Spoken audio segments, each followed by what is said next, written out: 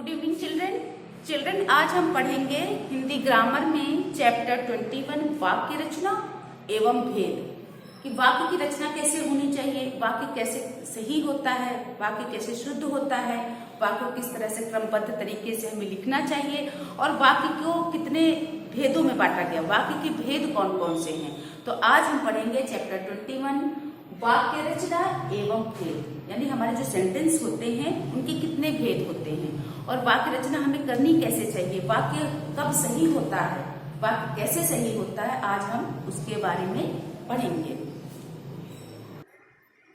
तो बच्चों, अपने मन की बात, भाव या विचार दूसरों तक पहुंचाने के लिए हम वाक्यों का प्रयोग करते हैं। अगर हमें कुछ कहना है तो हम अपने विचार अगर किसी को बोलना चाहते हैं, अपने मन की बात किसी को कहना चाहते हैं तो हम क्या करेंगे, हम बोलकर ही बोलेंगे कि हमारे मन में ये चल रहा है या हम ये कहना चाहते हैं।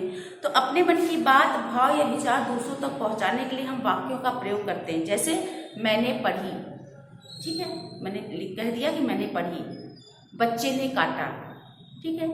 अब आप समझ गए मैंने क्या पढ़ी, मैंने तो क्लियर ही नहीं किया कि मैंने क्या पढ़ा है। तो मैंने क्या पढ़ा, मैंने कहानी पढ़ी कि मैंने कोई अच्छी सी फिल्म की स्टोरी पढ़ी कि कोई कविता पढ़ी, ये हमको क्लियर करना होगा, तभी हमारा वाक्य कंप्लीट होगा। इसी को यही आज हमें सीखना कि वाक्य कैसे कंप्लीट करना है, वाक्य कैसे शुद्ध होगा। तो देखिए, आप अपनी बुक में भी देखते जाइए, मैंने पढ़ी, बच्चे ने काटा, इसमें कुछ क्लियर नहीं हो रहा, लेकिन मैंने कहानी पढ़ी तो क्लियर हो गया कि मैंने कहानी पढ़ी है, कि कोई गाना पढ़ा है, कि मैंने कोई स्टोरी पढ़ी है, कि मैंने कोई पोयम पढ़ी है, क्लियर हो गया। बच्चे ने काटा क्लियर नहीं होता, बच्चे ने क्या काटा, किसी के हाथ में काट लिया, किसी कोई चीज काट दिया, क्या काटा। तो जब हम बोलेंगे बच्चे ने केक काटा तब सेंटेंस कंप्लीट होगा। तो इसी को कहते हैं वाक्य रचना, कि हमें वाक्य को कैसे डिस्क्राइब करना, कैसे किसी को बोलना है कि वो अच्छा हो, शुद्ध हो, क्रमबद्ध तरीके से कहा गया हो ताकि वो दूसरा उस बात को समझ सके। और वाक्य की परिभाषा क्या है, वाक्य किसे कहते हैं। अब क्वेश्चन ये आता है, वाक्य किसे कहते हैं। तो शब्दों का सार्थक, जो शब्द हम बोल रहे हैं वो सार्थक तरीके से हो, शुद्ध हो, सार्थक व व्यवस्थित समूह जिससे अपेक्षित अर्थ प्रकट हो, उसे वाक्य कहते हैं। जैसा कि मैंने कहा, शब्दों का सार्थक समूह होना चाहिए, सार्थक हो यानी उसका कोई सही अर्थ निकल कर आए और वो क्या हो, क्रमबद्ध तरीके से हो, ठीक है, और उसका अर्थ भी अपेक्षित हो, तो उसको वाक्य कहते हैं। मान लीजिए हम कह रहे हैं, आपकी बुक से एक सेंटेंस लेते, पढ़ी कहानी मैंने, तो वो क्रमबद्ध तरीका नहीं हुआ। क्रमबद्ध तरीका क्या हुआ, मैंने कहानी पढ़ी, क्रम से एक एक वाक्य, एक एक सेंटेंस मैंने कहा तब जाके एक वाक्य बना, एक एक पद मैंने कहा तब जाके एक वाक्य बना। मैंने कहानी पढ़ी, कहानी मैं पढ़ी, वो भी गलत हो जाएगा। तो इसी को कहते हैं वाक्य। वाक्य की परिभाषा कि शब्दों का सार्थक समूह, सार्थक व व्यवस्थित समूह जिसे अपेक्षित अर्थ प्रकट हो, उसे वाक्य कहते हैं। वाक्यों के लिए दो चीजें बहुत महत्वपूर्ण है, वाक्यों के लिए दो बातें महत्वपूर्ण हैं। वो है शब्दों का क्रम सही हो, यानी हम सलीके से लिखें। दूसरा, शब्दों का समूह एक निश्चित अर्थ प्रकट करता है, जो शब्द हम बोल रहे हैं उसका एक निश्चित अर्थ होना चाहिए। बच्चों, जैसे देखो, क्रमबद्ध तरीके से लिखना, जैसे ये एक सेंटेंस है, ठीक है पास गुड़िया मेरे एक, ये क्रमबद्ध तरीके से नहीं लिखा गया वाक्य, लेकिन ऊपर वाला वाक्य देखो, मेरे पास एक गुड़िया है, यानी मेरे पास ये सही क्रम है और ये गलत तरीका है लिखने का। यही वाक्य की मेन पहचान है कि हम जो शब्द है क्रमबद्ध तरीके से हो ताकि उसका सही अर्थ आए निकल करके, ठीक है बच्चों। इसके आगे वाक्य के अंग, जो हम सेंटेंस पढ़ रहे हैं, जो वाक्य हम पढ़ रहे हैं, उसको कितने अंगों में विभाजित किया गया है, 2 अंगों में, उद्देश्य और विधेय, ठीक है बच्चों। उद्देश्य किसे कहते हैं, उद्देश्य जिसके विषय में कुछ कहा जाए वह उद्देश्य कहलाता है। जिसके विषय में हम बात करते हैं, जिसके विषय में हम कुछ कहते हैं, वह उद्देश्य होता है। जैसे वरुण आज खेलने नहीं गया, कौन खेलने नहीं गया, वरुण। हम किसके बारे में बात कर रहे हैं, वरुण के बारे में बात कर रहे हैं। तो वरुण क्या हुआ, उद्देश्य। उद्देश्य कौन हुआ, वरुण हुआ। नेहा अपनी सहेली के घर गई, हम किसके बारे में बात कर रहे हैं, नेहा के बारे में। जिसके बारे में बात की जाए वो कौन होता है, उद्देश्य होता है।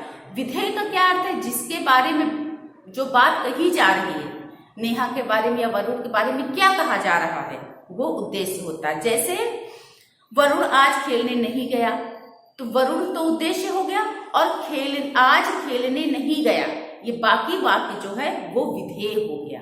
यही उद्देश्य और विधेय वाक्य के दो अंग होते हैं।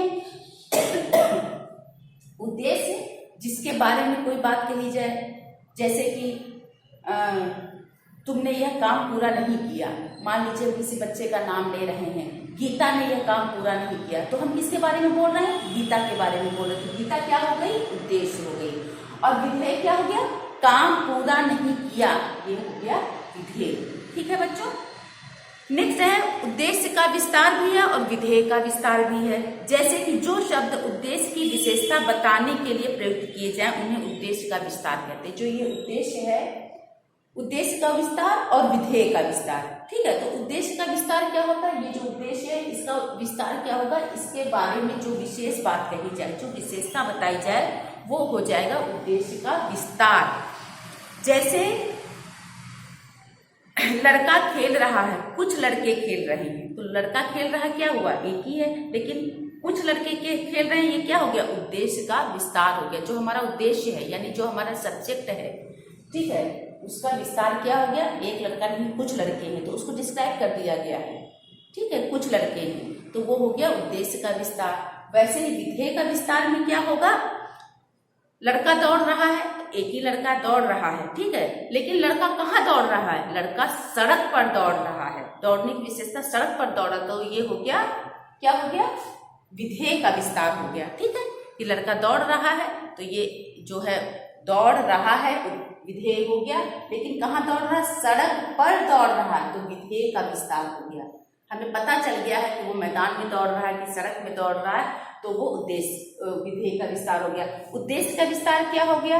कि कितने लड़के हैं? कुछ लड़के हैं, 10 लड़के हैं, 15 लड़के हैं, तो वो उद्देश्य का विस्तार हो गया। इस तरह से हम अभी तक समझे उद्देश्य और विधेय। उद्देश्य किसे कहते हैं? सब्जेक्ट, और उसके बारे में जिसका कहा जाता है वो विधेय होता है। उद्देश्य यानी जिसके बारे में हम कह रहे हैं, और विधेय जिसके बारे में हम जो बात कह रहे हैं, वो हो गया हमारा विधेय। फिर उद्देश्य का विस्तार और विधेय का विस्तार, इतना हो गया हमारा। वाक्य किसे कहते हैं, यानी हम समझ गए हैं, जब वाक्य को क्रमबद्ध तरीके से किया जाए, उसका सार्थक शब्द निकले, तो उसे वाक्य कहते हैं। वाक्य के दो अंग होते हैं, उद्देश्य और विधेय। उद्देश्य का विस्तार और विधेय का विस्तार, इतना क्लियर हो गया। अब हम पढ़ेंगे, अभी तक पढ़ा वाक्य के अंग, अब हम पढ़ेंगे वाक्य के भेद। वाक्य के भेद कितने होते हैं? वाक्यों को किस आधार पर विभाजित किया गया है? तो वाक्यों को दो आधारों पर विभाजित किया गया है। पहला है रचना के आधार पर और दूसरा है अर्थ के आधार पर। जो हमारा सेंटेंस होता है, जो हमारा वाक्य होता है, उसके दो भेद किए गए। एक पहला है रचना के आधार पर और दूसरा है अर्थ के आधार पर। तो हम आज पढ़ेंगे रचना के आधार। उद्देश्य विधेय आप समझ गए, अब हम पढ़ेंगे रचना के आधार पर वाक्य के भेद। तो रचना के आधार पर वाक्य के 3 भेद हैं। कौन कौन से हैं? पहला है सरल वाक्य, दूसरा है मिश्रित वाक्य और तीसरा है संयुक्त वाक्य। अब हम इन तीनों के पढ़ेंगे। तो बच्चों, सरल वाक्य क्या है? सिंपल सेंटेंस, जिसको हम बोलते हैं माँ खाना बनाती है, दादाजी अखबार पढ़ते हैं, एकदम सिंपल सेंटेंस। इन वाक्यों में माँ व दादाजी क्या है? उद्देश्य है। वो क्या कर रहे हैं? खाना बना रहे हैं, तो वो खाना बनाते हैं, विधेय हो गया, या अखबार पढ़ते हैं, विधेय हो गया। ऐसे वाक्यों में एक ही उद्देश्य होता है और एक ही विधेय होता है। इसमें कभी कभी कर्म भी होता है जो विधेय के अंतर्गत आता है। यदि वाक्य में 2 क्रियाएं हैं तो उनमें एक पूर्वकालिक क्रिया और 2 क्रियाएं हैं तो पहली वाली क्रिया यानी पूर्व माने पहले, तो उसको पूर्वकालिक क्रिया कहते हैं। मिश्रित वाक्य क्या है बच्चों? कॉम्प्लेक्स सेंटेंस, जिस वाक्य में एक प्रधान वाक्य के साथ साथ उसके आश्रित कुछ और उपवाक्य भी हों, उसे मिश्रित वाक्य कहते हैं। मुख्य उद्देश्य और मुख्य विधेय से जो वाक्य बनता है, मुख्य उद्देश्य और मुख्य विधेय से जो वाक्य बने, उसे प्रधान वाक्य कहते हैं। दूसरे छोटे वाक्य आश्रित वाक्य कहलाते हैं, क्योंकि वे प्रधान वाक्य पर आश्रित रहते, डिपेंड रहते हैं। आश्रित वाक्य अपने आप में स्वतंत्र रूप से पूरा अर्थ प्रकट नहीं कर पाते, केवल प्रधान वाक्य के साथ मिलकर ही वे वास्तविक अर्थ प्रकट कर सकते हैं। एग्जाम्पल के लिए, जब नेताजी ने बोलना शुरू किया तब भीड़ शांत हो गई। इसमें क्या है, जब नेताजी ने बोलना शुरू किया, ये प्रधान उपवाक्य है, प्रधान वाक्य है। तब भीड़ शांत हो गई, ये आश्रित है, क्योंकि ये तभी कंप्लीट होगा जब पहला वाला वाक्य बोला जाएगा। तो नेताजी ने भाषण देना शुरू किया तो भीड़ शांत हो गई, क्योंकि भाषण देने से पहले लोग हल्ला गुल्ला करते रहते हैं। तो दूसरा वाक्य जो है, पहले पूर्वकालिक जो क्रिया हो रही उसमें वो आश्रित है। ठीक है। नेक्स्ट है हमारा संयुक्त वाक्य, कंपाउंड सेंटेंस। संयुक्त यानी मिल जाना। ठीक है।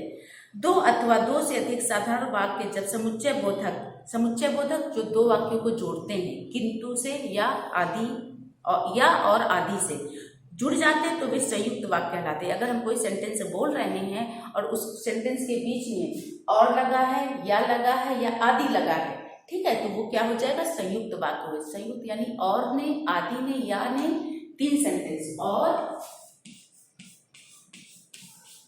या आदि, पर, किंतु और या। हाँ बच्चों, और या, किंतु और आदि। ठीक है। इन वाक्य ये चार जो हैं, और या, किंतु, आदि, और एक है पर। ठीक है।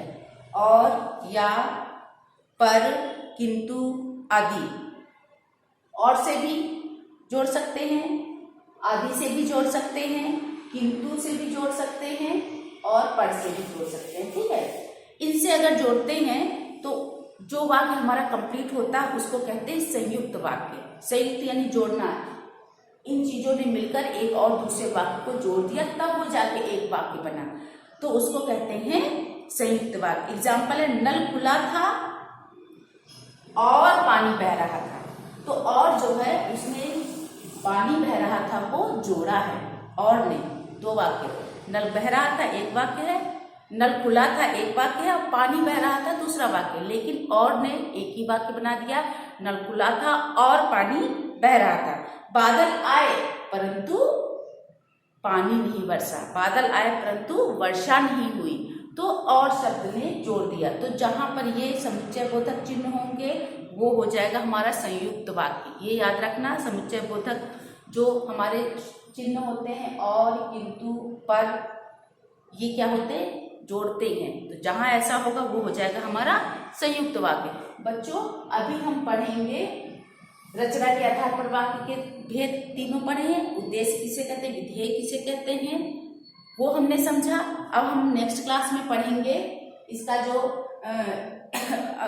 रचना के आधार पर वाक्य के जो तीन भेद पढ़ लिए हैं, और वाक्य के जो भेद हैं अभी हमने एक ही पढ़ा है, रचना के आधार पर। नेक्स्ट क्लास में हम पढ़ेंगे अर्थ के आधार पर वाक्य के कितने भेद होते हैं, उसके बारे में डिस्क्राइब करेंगे। अगर आपको इसमें कोई डाउट लगेगा बच्चों, तो आप अपनी डाउट क्लास में क्लियर कर लीजिएगा इसको, और हम विस्तार से जो भी आपका डाउट होगा और उसको क्लियर करने की कोशिश करेंगे। आप बुक रीडिंग कीजिएगा, वीडियो देखिएगा, और इसमें जो डाउट निकलेगा उसको आप लाइव क्लास में क्लियर कर लेंगे।